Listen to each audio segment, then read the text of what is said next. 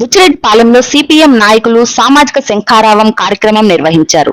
ఈ సందర్భంగా CPM party కార్యాలయం నుండి తహసీల్దార్ కార్యాలయం వరకు ర్యాలీ నిర్వహించి తహసీల్దార్ కార్యాలయంలో వినతి పత్రం సమర్పించారు. ఈ సందర్భంగా నాయకులు మాట్లాడుతూ ఎంతో అధునాతనమైన డిజిటల్ యుగం వచ్చినా కానీ సమాజంలో కుల వివక్షత మాత్రం పోవడం లేదని తెలిపారు. ఎస్సీ ఎస్టీ కాలనీలలో మౌలిక వసతులు ఏర్పరచడంలో ప్రభుత్వం విఫలం చెందింది అన్నారు. గ్రామాలన్నీ అభివృద్ధి చెందుతున్నా ఎస్సీ ఎస్టీ కాలనీలు మాత్రం అభివృద్ధికి నోచుకోవడం లేదని, ఏ గ్రామానికి వెళ్లినా సమస్యలు వెల్లువెత్తుతున్నాయని తెలియజేశారు. ఈ కార్యక్రమంలో సిపిఎం నాయకులు మరియు చెల్లకొనుసుల మల్లికార్జున నాయకులు కార్యకర్తలు పాల్గొన్నారు.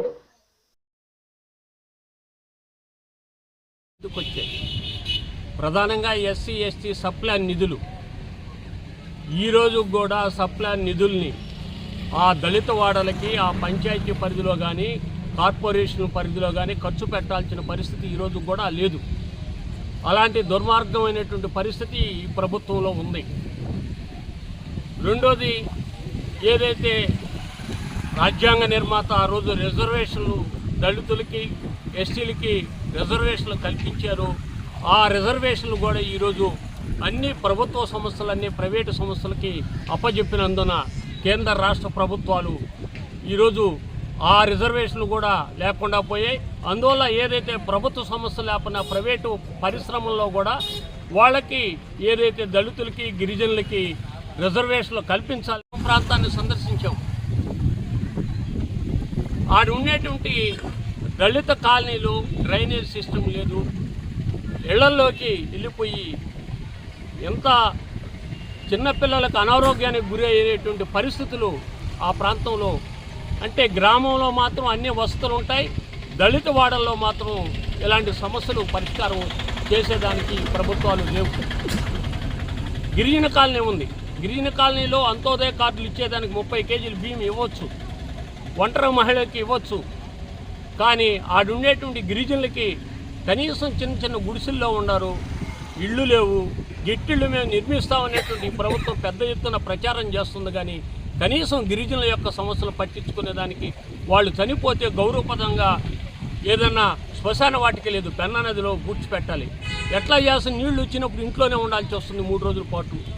అంటే గిరిజనుల పట్ల దళితుల పట్ల తోటపల్లిగూడు ప్రాంతం మంచినీళ్ళు లేవు, డ్రైనేజీ లేదు, కరెంటు లేదు.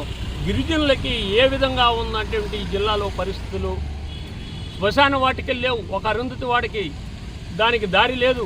ఇలాంటి పరిస్థితులు ఈ జిల్లాలో అనేక సమస్యలు ఉన్నాయి.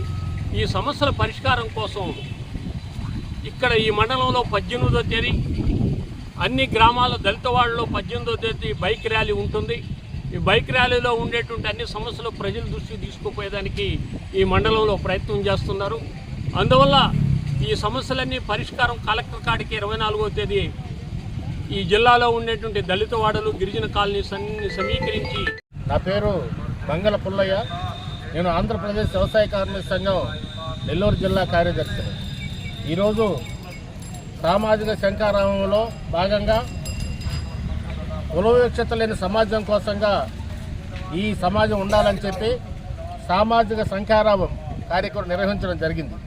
ఆంధ్రప్రదేశ్ వ్యవసాయ కార్మిక సంఘం, కుల వివక్షత వ్యతిరేక పోరాట సంఘం, మహిళా సంఘం, డివైఎఫ్, ఇతర ప్రజా సంఘాల ఆధ్వర్యంలో గత 20 రోజులుగా జిల్లా మొత్తం అలాగే మండలంలో అనేక దళిత వాడల్లో అధ్యయన యాత్రలు చేయడం జరిగింది.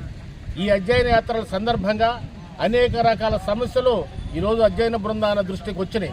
ప్రధానంగా దళిత వాడలు ఊరికి దూరంగా వెలివేయబడి అలాగే మురికి కూపాలుగా మిగిలిన పరిస్థితి ఈరోజు ఉంది. అర్హులైన పేదలందరూ ఎక్కడా పెన్షన్లు లేవు. చాలా కుటుంబాలన్నీ కూడా ఈరోజు ఉపాధి లేక బయట ప్రాంతాలకు పోయి వలసపోయే పరిస్థితి. చాలామందికి గట్టిళ్ళు లేవు, ఇళ్ల స్థలాలు లేవు.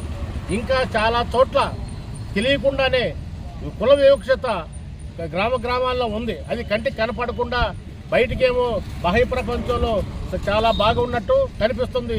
కానీ ఈనాటికి అనేక గ్రామాల్లో అగ్రవర్ణాలు ఉండే దేవాలయంలోకి దళితుల ప్రవేశం లేదు. అలాగే సమాన బహిరంగ ప్రదేశాల్లో సమానంగా కూర్చునే పరిస్థితి లేదు. ప్రధానంగా దళిత వాడలకు శ్మశాన సమస్య చాలా తీవ్రంగా ఉంది.